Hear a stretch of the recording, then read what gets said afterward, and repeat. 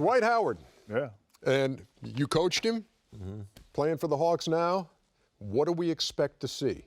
You know, I think one of the things that you take into consideration, you know, when Dwight was in Orlando, he played for a very tough and a very demanding coach in Stan Van Gundy.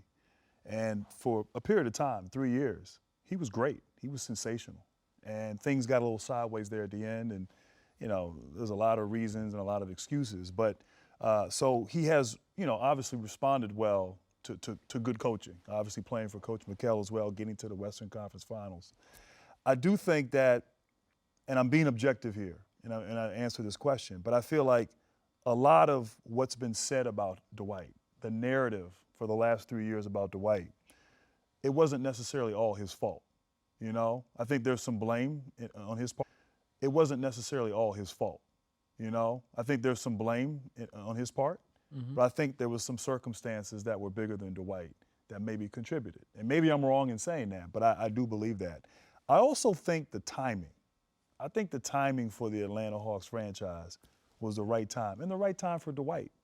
You know, Dwight has been through a lot, and is at a point now, I think, where he just wants to be in a good environment, wants to have a chance to win, and wants to sort of restore and repair himself, his reputation. Yeah. So, how much left in the tank?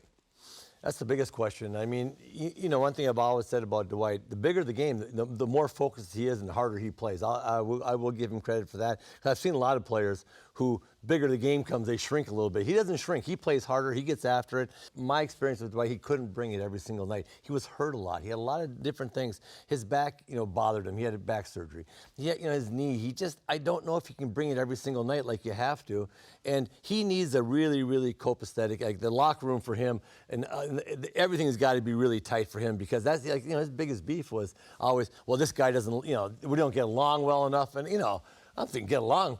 I'm going home to my wife. I don't know what you guys are doing after practice, but You're going to be busy. Yeah, you know, I mean, I never believed in that stuff, because I'm like, I didn't, you know, look, if you and I were going to go out and fight, I might say, Smitty, see you tomorrow. That's the last time I talked to you. But the next day we step on the court, we get after it. He likes that whole thing, you know, the family thing and everything else, and that was not the case in Houston. It was a pretty disjointed at times there, and he struggled with that. That is, would you want to put a period on this? Well, no, to the Grant's play, I think individually it's going to be fantastic for Dwight. I think the locker room is, like you said, everything individually is perfect for Dwight. And I think so many people have beat him up.